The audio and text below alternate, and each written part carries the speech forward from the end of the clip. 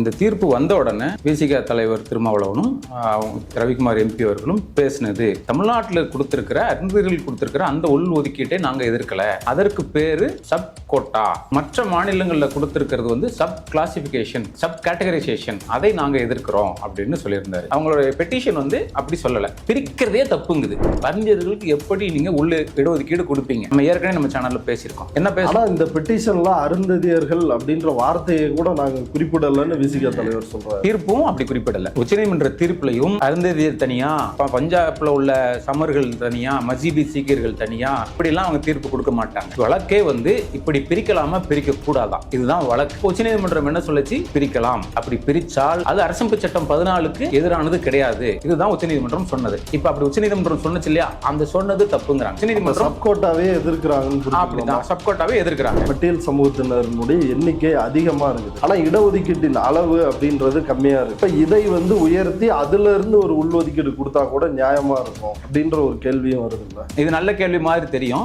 மக்கள் தொகை அடிப்படையில் இடஒதுக்கீடு கொடுக்கறதுல ஒரு சிக்கல் இருக்கு. அந்த சிக்கல் வந்து மாநில அரசாங்கங்கள் சார்ந்த சிக்கல் கிடையாது. அரசமைப்பு சட்டம் நமக்கு சொல்றது போதுமான அளவுக்கான பிரதிநிதித்துவம் தான், மக்கள் தொகைக்கு ஏற்ப பிரதிநிதித்துவம் கிடையாது. இதை வந்து அரசமைப்பு சட்டம் சொல்லுது. ஒரு பாயிண்ட். ரெண்டாவது பாயிண்ட், 50% தாண்டக்கூடாது. இது இந்திராசகாணி வழக்கில் வெல் செட்டில் பிரின்சிபல். இந்த சட்ட சிக்கல்கள் எல்லாத்தையும் அறியாதவர் அல்ல திருமாவளவன், ரவிக்குமார் அவர்கள். அவங்க நீண்ட காலமாக அரசியல் அரங்கில் எம்பிக்களாக இருக்காங்க. தமிழ்நாட்டிலே 69 இருக்குது. அதை பாதுகாப்பதே நமக்கு பிரச்சனையா இருக்கும் போது இன்னும் கூடுதலா கொடுங்க எப்படி கொடுக்க முடியும்? யாரால கொடுக்க முடியும்? முதல்வராக திருமாவளவன் வந்தாலும் இன்னைக்கு இருக்கிற அரசமைப்பு சட்டத்தை வச்சுக்கிட்டு கொடுக்க முடியாது. ஷெட்யூல்டு காஸ்டுக்குள்ள சமூக ரீதியா பிளவு இருக்கு. அதை திருமாவளவன் மறுக்க மாட்டார், மறுக்க முடியாது. சரியான வகையில் உள் ஒதுக்கீடு கொடுப்பதுதான் ஷெட்யூல்டு காஸ்டுக்கு இடையில இருக்கக்கூடிய ஒற்றுமையின்மையை குலைத்து ஒற்றுமையின்மையை அதிகரிக்கும். அதனால வந்து உள்ஒதுக்கீடு கொடுக்கறதுனால ஷெட்யூல்டு காஸ்டை வந்து பிரிக்கும் அப்படின்னு சொல்றது திசை திருப்பல் வாதமா தான் இருக்கே ஒழிய கடந்த 70 ஆண்டுகள்ல அப்படிப்பட்ட எந்த அனுபவம் இல்ல. இடஒதுக்கீடு கொடுக்கிறது சமூகங்களை பிரித்தது அப்படிங்கிறதுக்கான எந்த அனுபவ ரீதியான தரவுகள் நம்ம கிட்ட இல்ல. டிரைப்ஸ் பார்வையாளர்களுக்கு வணக்கம். பட்டியல் பிரிவுக்குள் உள்ஒதுக்கீடு தருவது தொடர்பான அதிகாரம் மாநில அரசுகளுக்கு உள்ளது என்று உச்சநீதிமன்ற தலைமை நீதிபதி சந்திரசூட் தலைமையிலான 7 நீதிபதிகள் கொண்ட அமர்வு சமீபத்தில் ஒரு உத்தரவை பிறப்பித்திருந்தது. இது தொடர்பாக இதை சீராய்வு செய்ய வேண்டும், மீண்டும் மீளாய்வு செய்ய வேண்டும் என்ற ஒரு மனுவை விசிக தரப்பிலும் பல்வேறு அரசியல் கட்சிகள் தரப்பில் உச்சநீதிமன்றத்தில் தாக்கல் செய்யப்பட்டுள்ளது. இந்த விவகாரம் தொடர்பாக நம்முடைய விவாதிப்பதற்காக எழுத்தாளர் திரு விஜயபாஸ்கர் அவர்கள் இணைந்துள்ளார். வாருங்கள், அவரோடு விவாதிக்கலாம். தொடர் வணக்கம். வணக்கம். இந்த உள் ஒதுக்கீடு அதை வரவேற்கிறார்கள் விசிகாரங்க. பட் ஆனா அதுல இருக்கிற சில அம்சங்கள் குறித்து நாங்க சீராய்வு மனு தாக்கல் செஞ்சிருக்கிறோம் அப்படின்னு விசிக தலைவர் குறிப்பிட்டு பேசியிருக்கிறாரு. குறிப்பாக இந்த தீர்ப்பு அப்படின்றது இடஒதுக்கீட்டின் மீது தொடுக்கப்பட்ட ஒரு தாக்குதல். அகில இந்திய அளவில் பட்டியல் சமூகத்திற்குள் ஒரு அரசியல் ரீதியான ஒரு ஒற்றுமை இருக்குது. சமூகங்களுக்கிடையே பிளவுகள் இருந்தாலும் ஒரு அரசியல்ல தலித் அப்படின்ற ஒரு ஒற்றுமை இருக்குது. அந்த ஒற்றுமையை இந்த தீர்ப்பு குலைத்து விடும். மாநிலங்களுக்கு அதிகாரம் கொடுக்கும் பொழுது பட்டியல் பிரிவை குழுக்களாக பிரித்து விடுவார்கள் அப்படின்ற ஒரு குற்றச்சாட்டை முன்வைத்து ஒரு சீராய்வு மனு தாக்கல் பண்ணியிருக்கிறாங்க. அந்த மனுவில் உள்ள அம்சங்கள் என்ன? விசிக தலைவரினுடைய இந்த கருத்தை எப்படி பார்க்குறீங்க? நம்ம கொஞ்சம் பின்னாடி போவோம். இந்த தீர்ப்பு வந்த உடனே விசிக தலைவர் திருமாவளவனும் ரவிக்குமார் எம்பி அவர்களும் பேசினது, அதுல இருந்து நம்ம மையமா புரிஞ்சுக்கிட்டது என்னன்னா, தமிழ்நாட்டில் கொடுத்திருக்கிற அருந்ததியர்கள் கொடுத்திருக்கிற அந்த உள் ஒதுக்கீட்டை நாங்க எதிர்க்கல, அதற்கு பேரு சப் கோட்டா, மற்ற மாநிலங்களில் கொடுத்திருக்கிறது வந்து சப் கிளாசிபிகேஷன், சப் கேட்டகரைசேஷன், அதை நாங்கள் எதிர்க்கிறோம் அப்படின்னு சொல்லியிருந்தாரு. இப்போ இந்த சீராய்வு மனு இவங்க பெட்டிஷனில் உள்ள ப்ரேயர்ஸ் பாயிண்ட்ஸ் எல்லாம் நம்ம படித்து பார்க்கும்போது அவர் சொன்னதுக்கும் இந்த பெட்டிஷனுக்கும் வேறுபாடு இருக்கு. என்ன இருக்கு பெட்டிஷன்? ரேஷனல் ஒரு பாயிண்ட் மட்டும் நான் படிச்சு காமிச்சிட்டு அதுக்கப்புறம் போறேன். The judgment is contrary to well settled legal principle of reasonable classification under Article 14 of the Constitution as it failed to assess the limitation of subclassification of the list of scheduled castes. இப்போ இதுல சொல்ற வார்த்தை reasonable classification இருக்குல்ல, இந்த reasonable classification தான் இடஒதுக்கீட்டுக்கு அடிப்படை. நீங்க ஒரு வகுப்பாரை பிரிக்கணும், அந்த பிரிக்கிறது எப்படி இருக்கணும்னா பொருத்தமான வகையில இருக்கணும். அப்படி பொருத்தமான வகையில நீங்க பிரிக்கிறது இல்லைன்னா அது பொருந்தாது. இதுதான் ஜட்ஜ்மெண்ட், ஜுடிஷியரி வச்சிருக்கிற டெஸ்ட். இப்போ இந்த அருந்ததியருக்காக கொடுக்கப்பட்ட உள்ளொதுக்கீடு இருக்கு இல்லையா, இந்த பிரிவினை ரீசனபிள் இல்லை, இது ஆர்டிகிள் 14க்கு எதிராங்கிறாங்க. ஆர்டிகிள் 14க்கு எதிரானது சமத்துவம், எல்லாரும் சமம், சட்டத்தின் முன் எல்லாரும் சமம்ங்கிற அந்த பிரிவுக்கு எதிரானது அப்படின்னா அந்த பிரிச்சது தப்பு. பிரிச்சது தப்பு தமிழ்நாட்டில், ஆனால் கொடுத்தது சரி. எது கான்ட்ரரியா இருக்கு? அவங்க நீதிமன்றம் சொன்னது கான்ட்ரரியா இல்லை, விசிகா சொல்றது தான் கான்ட்ரரியா இருக்குது. அதனால இந்த அடிப்படையிலே இதை இன்னும் கொஞ்சம் விளக்குங்களா? இப்போ அவங்க தொடர்ந்து சொல்லிட்டு வராங்க. 2009 சட்டமன்றத்திலையும் அருந்ததியர்கள் உள் ஒதுக்கீட்டை ஆதரிச்சு பேசியிருக்கிறாங்க. இப்பவும் சொல்றாங்க அருந்ததியர்கள் கொடுத்ததை நாங்கள் ஆதரிக்கிறோம்ட்டாங்க. அதுல எங்களுக்கு எந்த பிரச்சனையும் இல்லை, அதை நம்ம பேசவே வேண்டாம், அதை கலைஞர் கொடுத்தார், நாங்கள் ஆதரித்தோம் அப்படின்ட்டாங்க. இன்னைக்கும் ஆதரிக்கிறோம் இல்லையா? இந்த நேற்று கூட பேசியிருக்காரு, நேற்றும் ஆதரிக்கிறார். ஆனா இந்த பாயிண்ட் என்ன சொல்லுது? அருந்ததியர்களுக்கு எப்படி நீங்க உள்ள இடஒதுக்கீடு கொடுப்பீங்க? நம்ம ஏற்கனவே நம்ம சேனல்ல பேசியிருக்கோம். என்ன பேசலாம், இந்த பெட்டிஷன்ல அருந்ததியர்கள் அப்படின்ற வார்த்தையை கூட நாங்க குறிப்பிடலன்னு விசிக தலைவர் சொல்றாரு. நீங்க வந்து தீர்ப்பும் அப்படி குறிப்பிடல. உச்சநீதிமன்ற தீர்ப்புலையும் அருந்ததியர் தனியா, பஞ்சாப்ல உள்ள சமர்கள் தனியா, மஜீபி சீக்கியர்கள் தனியா, ஆந்திராவில் கொடுத்த மாதாபி வகுப்பு அந்த வகுப்புகளுக்கு தனி, இப்படிலாம் அவங்க தீர்ப்பு கொடுக்க மாட்டாங்க. அந்த வழக்கே வந்து இப்படி பிரிக்கலாமா பிரிக்க கூடாதான், இதுதான் வழக்கு. அப்போ உச்சநீதிமன்றம் என்ன சொல்லுச்சு? பிரிக்கலாம். பிரிப்பது வந்து it is a reasonable classification. அப்படி பிரிப்பது ரீசனபிள். அப்படி பிரித்தால் அது அரசமைப்பு சட்டம் 14க்கு எதிரானது கிடையாது. இதுதான் உச்சநீதிமன்றம் சொன்னது. இப்போ அப்படி உச்சநீதிமன்றம் சொன்னச்சு இல்லையா, அந்த சொன்னது தப்புங்கிறாங்க. ஓகே, அப்போ ஏற்கனவே வந்து பிரித்து தான் கொடுத்துருக்காங்க. இங்கே தமிழ்நாட்டில் 76 ஜாதிகள் இருந்ததை பிரித்து அதில் ஒரு 7 ஜாதிகள் மட்டும் தனியாக பிரித்து எடுத்து அவங்களுக்கு வந்து ஒரு உள்ஒதுக்கீடு கொடுத்துருக்காங்க. அதே போன்று ஆந்திராவில் பிரிச்சிருக்கிறாங்க, பஞ்சாப்ல பிரிச்சிருக்காங்க, ஹரியானாவில் பிரிச்சிருக்காங்க. இப்போ இந்த பிரிச்சது இருக்கு பாருங்க, இந்த பிரிச்சதில் வந்து தவறு. இப்படி பிரிச்சது it is against the article 14 அப்படின்னு தெளிவாக அவங்க மனுவில் குறிப்பிடுறாங்க. இப்போ இதில் நீங்கள் போய் எப்படி தனியாக அருந்ததியர்கள் பிரிச்சது சரி, மற்றவங்களுக்கு பிரிச்சது தப்பு அப்படின்னு எங்கே இருக்குது? நம்ம இந்த லைவ்லாலாம் வந்திருக்குதுங்க. அவங்க பெட்டிஷனை நம்ம பார்க்கல, லைவ்ல நல்லா எல்லாருக்கும் தெரியும். சட்டம் சார்ந்த அனைத்து விஷயங்களையும் போடுறாங்க. அந்த இதுல இருந்தா நான் படிச்சு சொல்றேன். இப்போ இது இல்ல, அவங்க பெட்டிஷன்ல வந்து குறிப்பிட்டிருக்கோம் அப்படின்னா இதை எப்படி அவங்க டிஃபரன்ஷியேட் பண்ணி காமிக்க போறாங்க? தமிழ்நாட்டில் கொடுத்ததை நாங்க எதிர்க்கல அப்படின்னா அப்படிலாம் நீங்க தனியா போட முடியாதுங்க. அப்போ வந்து அவங்க வந்து உச்சநீதிமன்றம் சப்கோட்டாவே எதிர்க்கிறாங்க. அப்படிதான் சப்கோட்டாவே எதிர்க்கிறாங்க. உச்சநீதிமன்றம் அப்படிலாம் தனித்தனியா எல்லாம் வந்து அவங்க தீர்ப்பு சொல்லல. எல்லாத்தையும் பிரிக்கிறது இருக்கு இல்லையா, அவங்க வந்து 2 வகையாக சொல்றாங்க உச்சநீதிமன்றம். தமிழ்நாட்டில் கொடுத்தது வந்து ப்ரிஃபரன்சியல் அடிப்படை, அந்த அடிப்படையிலையும் கொடுக்கலாம். ப்ரிஃபரன்சியல் அடிப்படையில் கொடுக்காம பெர்சன்டேஜ் 3%, 5%ன்னு அப்படியும் கொடுக்கலாம்னு சொல்லிட்டாங்க. 2 வகையிலும் பட்டியலுக்குள்ளேயே கேட்டகரைஸ் பண்ணி கொடுக்கலாம். ஆமா, அப்படியும் கொடுக்கலாம்னு சொல்லிட்டாங்க. 2 வகையிலையும் கொடுக்கலாம்னு சொல்லிட்டாங்க. இவர் என்ன சொன்னார்னா, முதல்ல திரும்ப பேசும்போது இந்த கேட்டகரைஸ் பண்ணி கொடுக்கறது தான் தப்பு, தமிழ்நாட்டில் கொடுத்துருக்கிற மாதிரி இது சரி, அதை நாங்கள் ஏற்றுக்கிட்டோம்னு சொன்னார். உச்சநீதிமன்றம் அப்படி எல்லாம் பிரிக்கல. உச்சநீதிமன்றம் என்ன சொன்னுச்சுன்னா, அவங்க 2 வகையான மாடல் இருக்கு. ஒன்று வந்து தமிழ்நாட்டில் இருக்கக்கூடிய ப்ரிஃபரன்ஷியல் மாடல், இன்னொன்று ஆந்திராவில் இருக்கக்கூடிய கேட்டகரைசேஷன் மாடல். இந்த 2 மாடலும் கொடுக்கலாம். ஆனால் ஒரு நிபந்தனை விதிச்சது உச்சநீதிமன்றம். இப்படி இந்த கேட்டகரைஸ் பண்ணும்போதோ அல்லது நீங்க ப்ரிஃபரன்ஸ் கொடுக்கும் போதோ பட்டியலில் இருக்கக்கூடிய மற்ற ஜாதிகளை நீங்க ஒதுக்கிடக்கூடாது. இதை நம்ம அருந்ததியர் உள்ளொதுக்கீட்டை வச்சு உதாரணமா பார்த்தோம்னா 3% இவங்களுக்கு ப்ரிஃபரன்ஸ் கொடுத்துருக்காங்க. இந்த 3% அப்படின்னு நீங்க ஸ்பெசிஃபிக்கா குறிப்பிடாம இந்த 18%லையும் அருந்ததியர்களுக்கு ப்ரிஃபரன்ஸ் இருக்கு, முன்னுரிமை இருக்கு அப்படின்னு குறிப்பிட்டிருந்தால் அதை உச்சநீதிமன்றம் ஏற்றுக்கொள்ளல. அப்படி குறிப்பிட்டிருந்தால் என்ன ஆயிரும்னா, அந்த மொத்தமா இப்ப ஷெட்யூல்டு காஸ்ட்டுக்கு இருக்கக்கூடிய 18% இடங்களையும் அருந்ததியர்கள் ஃபில் பண்றதுக்கு வாய்ப்பு உண்டு. அப்ப என்ன ஆகுது, எவென்ச்சுவலி மற்ற ஜாதிகள் இருக்காங்க இல்லையா, மற்ற அவங்க வெளியில போயிடுவாங்க, எக்ஸ்க்ளூட் ஆயிடுவாங்க. அதை வந்து உச்சநீதிமன்றம் ஏத்துக்கல. அது ஒண்ணுதான் வந்து உச்சநீதிமன்றம் சொல்றது. அதையும் இவங்க தப்புன்னு சொல்றாங்க. எல்லாத்தையுமே இவங்க தப்புன்னு சொல்லிட்டு கடைசியில ஒரு பேச்சுக்கு மட்டும் உள்ஒதுக்கீட்டை நாங்க எதிர்க்கலங்கிறாங்க. அவங்களோட பெட்டிஷன் வந்து அப்படி சொல்லல, பிரிக்கிறதே தப்புங்குது. நீங்க யாரு பிரிக்கலாம்? அவங்க முதல்ல என்ன சொன்னாங்க, மாநில அரசு பிரிக்கிறது தான் ஏத்துக்கல, பார்லிமெண்ட் பிரிக்கிறதே தப்பு அப்படின்னு சொன்னாங்க. இப்ப என்ன சொல்றாங்கன்னா, பிரிக்கவே கூடாது, பிரிக்கிறதே வந்து எதற்கு எதிரானது, அரசமைப்பு சட்டம் 14க்கு எதிரானதுன்னு சொல்றாங்க. இப்ப இதுல வந்து நம்ம குழப்பிக்கிட்டே வேண்டியதில்லை. இல்ல, அரசியலமைப்பு சட்டத்தினுடைய 341, 342வது பிரிவு பட்டியல் சாதிகள் மற்றும் பட்டியல் பழங்குடிகள், இந்த 2 உறுப்புகளையும் சுட்டிக்காட்டி இது அம்பேத்கர் வந்து ஒரு தலித் ஒற்றுமைக்காகத்தான் இதை வந்து உருவாக்குனாரு, அதுல யாரும் கை வச்சிடக்கூடாதுன்றதுக்காக தான் செஞ்சாரு. ஆனா இதுல மாநிலங்களுக்கு அதிகாரம் கொடுக்கறதுன்றது ரொம்ப ஆபத்தானதுன்றார். அம்பேத்கரை துணைக்கு இழுக்கிறது ஒரு நல்ல வசதியா இருக்குது அவங்களுக்கு. அதை வந்து நம்ம முதல்ல சொல்லிடுவோம். அம்பேத்கர் வந்து 341, 342 உருவாக்குனது வந்து இவங்களுக்கு வந்து பொலிட்டிக்கலி ஒரு ரெசர்வேஷன் கொடுக்கணும். அந்த ரெசர்வேஷன் கொடுக்கணும்னா அதை நீங்கள் வந்து இஷ்டம் கண்டபடி கொடுக்க முடியாது. அப்போ அதற்கு ஒரு அமைப்புகள் வேணும், ஆணையங்கள் வேணும், கமிஷன்ஸ் வேணும். அந்த கமிஷனை உருவாக்குறது தான் 341 342 அந்த 2 பிரிவுகள் கீழே எப்படி யாரெல்லாம் பட்டியலுக்குள்ள வருவாங்கங்கிறத மட்டும்தான். அவ்வளவுதான் அம்பேத்கர் கொடுத்தது. அதுக்கப்புறம் வந்து நமக்கு பல மாற்றங்கள் வந்துருச்சு, எல்லா பட்டியலையும் வந்துருச்சு. அம்பேத்கர் இருக்கும்போதே மாற்றங்கள் வருது, பின்னாடி வருது. அதனால அம்பேத்கர் வச்சுக்கிட்டு அவர் வந்து இந்த ஒருங்கிணைப்புக்காகத்தான் அதை பண்ணாருன்னு சொல்ல முடியாது. அவர் ஒருங்கிணைப்புக்காக பல்வேறு விஷயங்கள் பண்ணாரு. ஓபிசிக்கும் அவர் தான் போராடினாரு.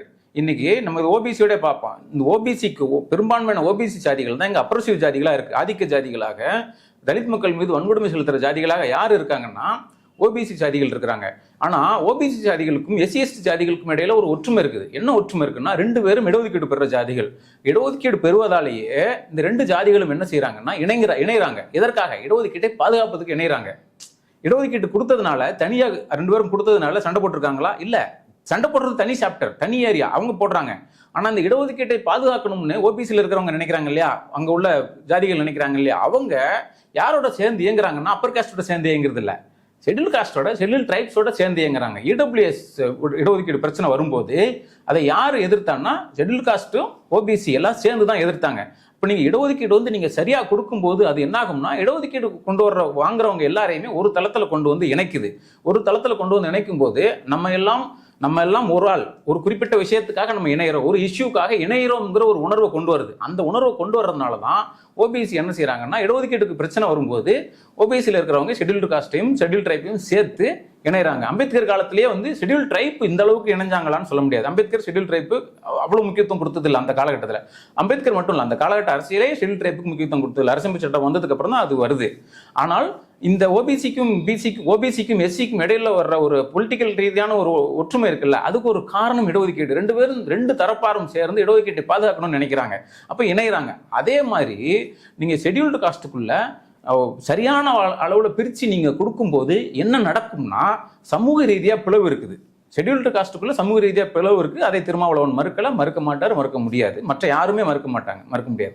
இப்போ நீங்க ஷெட்யூல்டு காஸ்டுக்குள்ள சரியான வகையில இடஒதுக்கீடு கொடுக்கும்போது என்ன ஆகும்னா ஷெட்யூல்டு காஸ்டுக்குள்ள ஒற்றுமை இன்னும் அதிகமாகும். எல்லா ஜாதிகளும் சமநிலையில வந்துட்டாங்கன்னா என்ன ஆகும்? ஒற்றுமை அதிகமாகும்.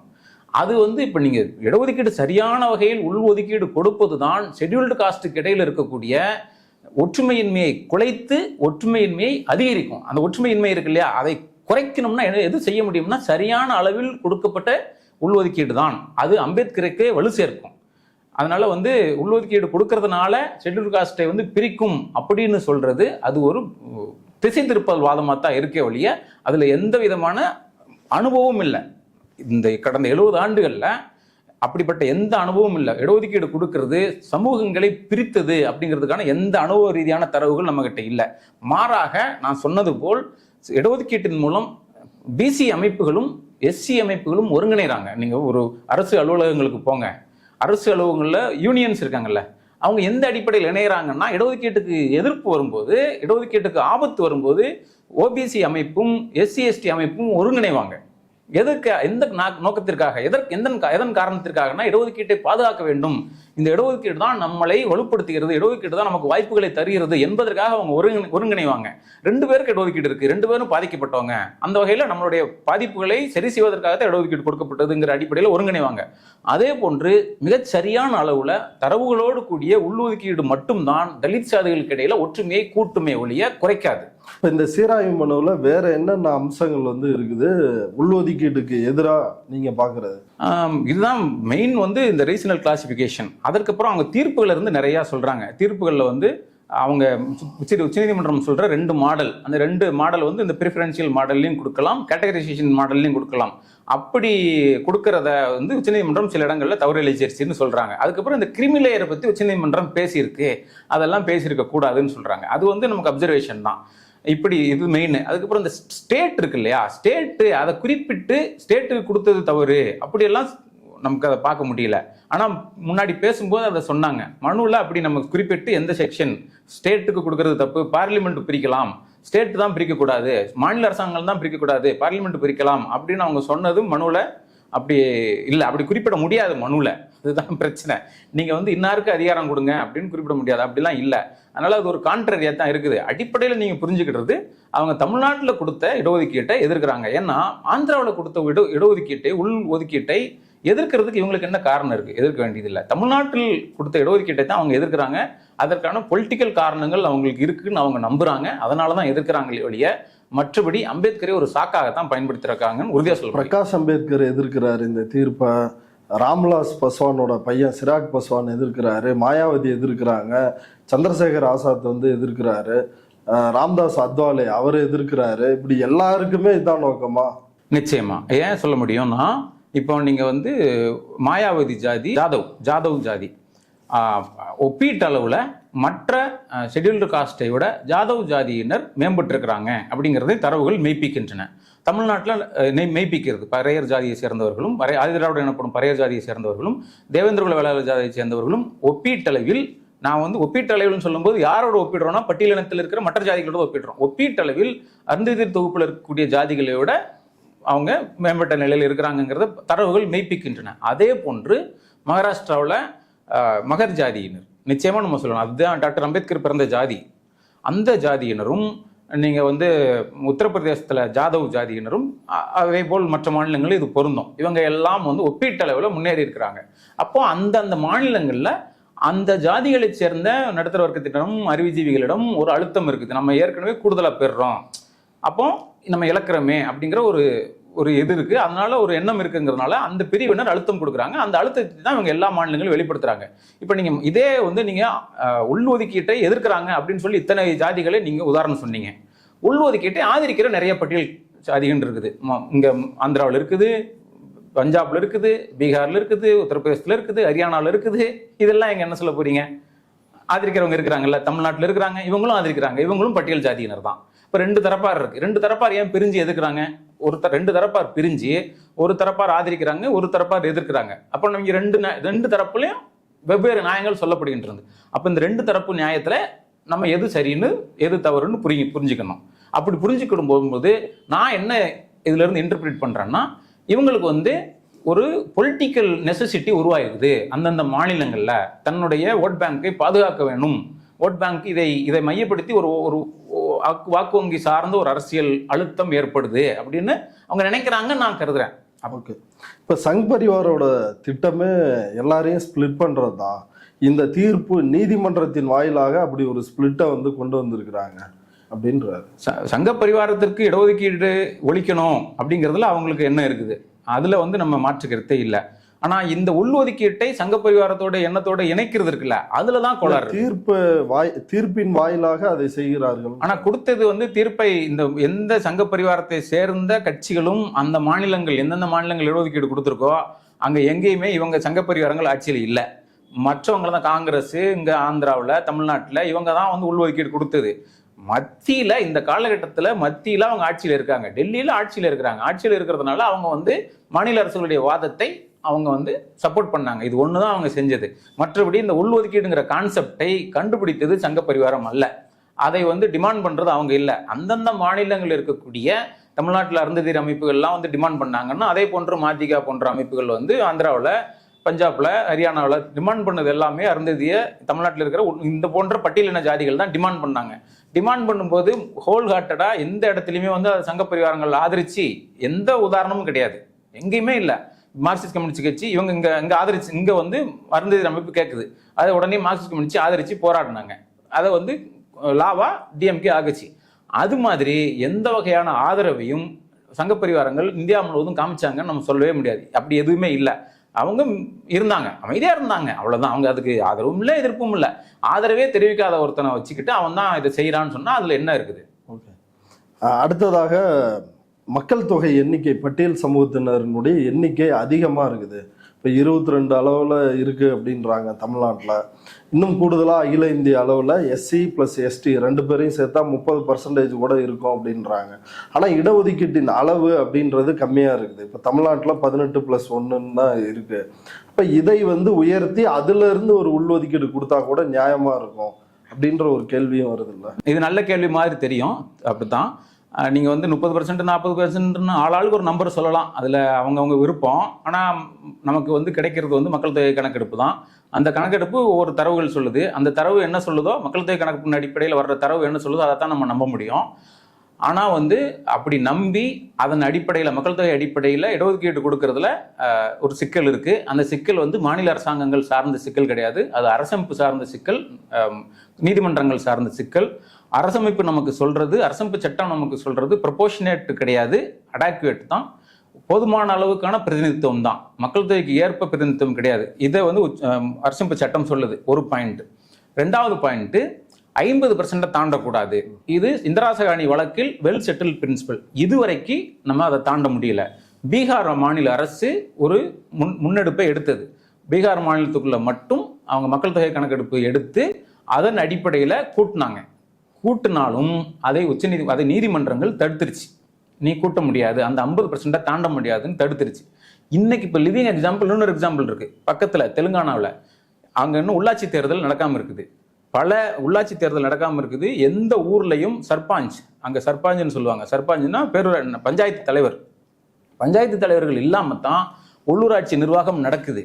அந்த உள்ளாட்சி நிர்வாகம் எப்படி நடக்குது? அரசு நியமித்த அதிகாரிகள் பண்ணிட்டு இருக்காங்க, தனித்தனி ஆட்கள் பஞ்சாயத்து தலைவர்கள் கிடையாது. ஏன்னா அங்கே பிற்படுத்தப்பட்டவர்களுக்கான இடஒதுக்கீட்டை செய்ய முடியாமல், தேர்தல் நடத்த முடியாமல் இருக்குது. தேர்தல் நடத்தினா அவங்க 42% பிசி ரிசர்வேஷன் போல, அப்போ எஸ்சி எஸ்டி ரிசர்வேஷனை கொடுக்கும்போது 40-50 தாண்டிடும், அது கொடுக்க முடியாது. அந்த சட்டச்சிக்கலில் மாட்டிக்கிட்டு தேர்தலே நடத்த முடியாமல் ரேவந்த் ரெட்டி காங்கிரஸ் அரசு முழிச்சுக்கிட்டு நிற்கிது. பீகார் அரசு கொடுத்துருச்சு, கொடுத்தும் 50க்கு மேலே தாண்டி போனதுனால நீதிமன்றம் அதை ரத்து பண்ணிருச்சு. தமிழ்நாடு ஒன்று தான் விதிவிலக்கா, பெரிய மாநிலங்களில் 69 இருக்கு. இந்த சட்டச்சிக்கல்கள் எல்லாத்தையும் அறியாதவர் அல்ல திருமாவளவன் ரவிக்குமார் அவர்கள். அவங்க நீண்ட காலமாக அரசியல் அரங்கில் எம்பிக்களாக இருக்காங்க, அவங்களுக்கு இந்த தெரியும், இந்த சட்டச்சிக்கல் தெரியும். இந்த சட்டச்சிக்கலை வந்து தீர்க்கணும்னா அரசமைப்பு சட்டத்தில் திருத்தம் கொண்டு வந்தால் மட்டும்தான் ப்ரொபோர்ஷனேட்டு கூட்டு வர முடியும். ப்ரொபோர்ஷனேட்டுக்கு மக்கள் தொகைக்கு ஏற்ப இடஒதுக்கீடு கொடுக்கணும்னா அதை அரசமைப்பு சட்டம் அதற்கு துணை செய்யணும். அதற்கு அரசமைப்பு சட்டம் துணை செய்யாம நீங்க ப்ரொபோர்ஷனேட் கொடுக்க முடியாது. இந்த சிக்கல் இருக்கு. 69 பாதுகாக்கிறதே நமக்கு பிரச்சனையா இருக்குது. தமிழ்நாட்டிலே 69 இருக்குது, அதை பாதுகாப்பதே நமக்கு பிரச்சனையா இருக்கும்போது இன்னும் கூடுதலாக கொடுனா எப்படி கொடுக்க முடியும்? யாரால கொடுக்க முடியும்?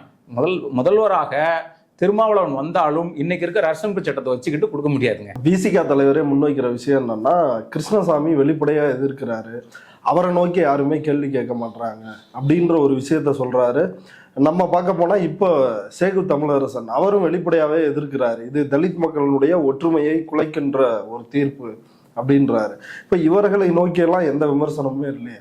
இப்போ நீங்க வந்து கிருஷ்ணசாமிகிட்ட போய் உங்களுக்கு அம்பேத்கர் வேணுமா வேண்டாமான்னு கேட்டா வேண்டான்னு கூட ஒத்துக்கிடுவாரு, சொல்லியிருக்காரு. அந்த நிலைப்பாடு அவர் கிட்டத்தட்ட எடுத்திருக்காரு. திருமாவளவன் அப்படி எடுப்பாரா? நீங்க வந்து ஒரு ஜனநாயகவாதியா அப்படின்னு ஒரு கேள்வியை போய் அவர்கிட்ட போய் கேட்டோம்னா, கிருஷ்ணசாமிகிட்ட கேட்டா நான் ஏன் ஜனநாயகவாதியா இருக்கணும் பாரு. ஆனா வந்து திருமாவளவன் அப்படின்னு சொல்ல முடியுமா? அவரும் ஒரு ஜனநாயகவாதியாக, ஜனநாயக இயக்கமாக முஸ்லீம்களை இணைத்திருக்கிறாரு. அவங்க அமைப்புல எம்எல்ஏ சீட்டு இருக்காங்க, வன்னியர்கள் அவங்க சீட்டு கொடுத்து எம்எல்ஏக்களா இருக்கிறாங்க. அவங்க பல கோரிக்கைகள் வருது, தன்னை ஜனநாயகவாதியாக அடையாளப்படுத்திக்கிட்டாங்க, அதற்காக பல வேலைகள் செய்யறாங்க. இப்போ முற்போக்காளராக தன்னை காமிச்சுக்கிறாரு. எல்லாரும் மற்ற முற்போக்காளர்களோடு சேர்ந்து இயங்குறாரு. அப்போ முற்போக்கு தளத்தில் இருக்கிறாரு. அவர் ஒரு சமூக ஜனநாயகவாதி என்று தன்னை அடையாளப்படுத்திக்கிறாரு. மற்றவர்களும் அவர் அப்படித்தான் கருதுறாங்க. இப்போ அவரை விமர்சிக்கிறதுக்கு என்ன காரணம்னா, சமூக ஜனநாயகவாதியாக உங்களை நீங்கள் அடையாளப்படுத்திக்கிட்டீங்க. நீங்கள் ஜனநாயகவாதியாக இருந்து கொண்டு இப்படிப்பட்ட ஒரு ஜனநாயகத்துக்கான கோரிக்கை இருக்கு இல்லையா, அருந்ததிகளுக்கான இடஒதுக்கீடு என்பது ஒரு ஜனநாயகத்துக்கான கோரிக்கை. அந்த கோரிக்கையை ஜனநாயகவாதியாக நீங்கள் இருந்து கொண்டு எப்படி எதிர்க்க முடியும்? இதே மாதிரி இப்போ திமுக இப்படிதான் சொல்லுவாங்க, நீங்க திமுகவை போய் எதிர்க்கீங்களா? அவர் வெளிப்படையா எதுலையுமே சொல்லலையா? வெளிப்படையா சொல்லல. ஆனா அவங்க மூவ் என்ன சொல்லுது? நீங்க வெளிப்படையா என்னன்னு சொல்லணும், நீங்க சீராய்வு மனுக்கு மேல என்ன சொல்லணும்? சீராய்வு மனு சொல்லுத, சீராய்வு மனு எல்லாத்தையும் எதிர்க்கிறாரு, பிரிக்கிறது எதிர்க்குது. ரீசனபிள் கிளாசிபிகேஷனே இல்லைன்னு சொல்லிருச்சு. ரீசனபிள் கிளாசிபிகேஷனுக்கு எதிரானது உச்சநீதிமன்ற தீர்ப்புன்னு. அப்ப எப்படி பிரிக்கிறது? பிரிக்கவே கூடாதுன்னு சொல்லிட்டா எப்படி பிரிச்சு உள்ளிடஒதுக்கீடு கொடுப்பது? பிரிப்பது எதிரானது, கொடுப்பது ஆதரவானது. எப்படி? அது சப் கோட்டா சப் கேட்டகரைசேஷன் குழப்பினார் இல்லையா, அது மாதிரி தான் இது. நாங்கள் வெளியில சொல்லலை. அப்போ எங்க சொல்றீங்க? உங்களுடைய ரிவ்யூ பெட்டிஷன்ல சொல்லியிருக்கீங்க. இப்படிதான் இருக்குது. இந்த மாதிரியான குழப்பவாதங்களை செய்ய வேண்டாம். நீங்க ஒரு ஜனநாயகவாதி. திருமாவளவனுக்கு விசிகாவுக்கும் நம்ம வைக்கிற கோரிக்கை என்னன்னா, உங்களை வந்து கிருஷ்ணசாமிகிட்ட இருந்தும் சேக்கு தமிழரசன் இருந்தும் ஏன் எது பிரிக்குதுன்னா உங்களுடைய ஜனநாயகத்துக்கான கோரிக்கை. ஜனநாயகத்துக்காக நீ இயங்குறீங்க. இப்போ நீங்க ஒரு சமூக ஜனநாயகவாதியாக நீங்க இயங்குறதுனால தான் உங்ககிட்ட மற்ற எல்லாரும் அப்பீல் பண்றாங்க. அப்பீல் பண்ணி நீங்க ஜனநாயகவாதியா இருக்கிற காரணத்தினாலவே இந்த கோரிக்கையும் நீங்க ஆதரிக்கணும். நீங்க இது எதிர்க்கக்கூடாது, இது ஆதரிக்கணும். இது ஏன்னா இது பிரிக்கிற கோரிக்கை இல்லை, மக்களை பிரிக்கிற கோரிக்கை கிடையாது, மக்களை இணைக்கக்கூடிய ஜனநாயக ரீதியான கோரிக்கை. ஒரு ஜனநாயகவாதியால் பெரியார் உள் இடஒதுக்கீட்டை ஆதரித்திருக்கிறார், அம்பேத்கர் உள் இடஒதுக்கீட்டை ஆதரித்திருக்கிறார், அப்ப நீங்களும் ஆதரிக்கணும். பகத்சிங் ஆதரிச்சிருக்கிறார். இப்படி எல்லா ஜனநாயகவாதிகளும் யாரு பாதிக்கப்பட்ட தரப்பார் பக்கத்தான் நிற்கிறாங்க. அப்போ இவர் வந்து ஒரு ஜனநாயகவாதியா இருக்கும்போது பாதிக்கப்பட்ட தரப்பார் யாரு? அருந்ததியர்கள். அந்த அவங்க பாதிக்கப்படலைன்னு அவர் சொல்றாரா? சொல்லலை. அப்போ பாதிக்கப்பட்ட தரப்பார் பக்கம் நிற்கிறது தான் ஜனநாயகம். அதுதான் ஜனநாயகவாதியோட கடமை. அந்த கடமையை இவர் செய்யணும்னு தான் கோரிக்கை. ஜனநாயகத்துக்கு எதிராக இருக்கக்கூடிய, சமூக நீதிக்கு எதிராக இருக்கக்கூடிய சேக்கு தமிழரசன் கிருஷ்ணசாமிகிட்ட இந்த கோரிக்கை போகாது. அவங்க ஜனநாயகவாதிகள் அல்லன்னு அவங்க ஒத்துக்கிட்டாங்க. அவங்க வந்து அம்பேத்கரையே நிராகரிச்சிருவாங்க. திருமாவளவன் நிராகரிப்பாரா? நிராகரிக்க மாட்டார். அந்த அடிப்படையில் தான் நம்ம திருமாவளவன்ட்டு இது ஒரு கோரிக்கையாக தான் வைக்கிறோம். நீங்கள் உள் இடஒதுக்கீட்டை ஆதரிக்கணும். இவ்வளவு நேரம் நம்முடைய பார்வையாளர்களுக்காக நேரத்தை ஒதுக்கி கருத்துக்களை பகிர்ந்துகிட்டதுக்கு மிக்க நன்றி. நன்றி.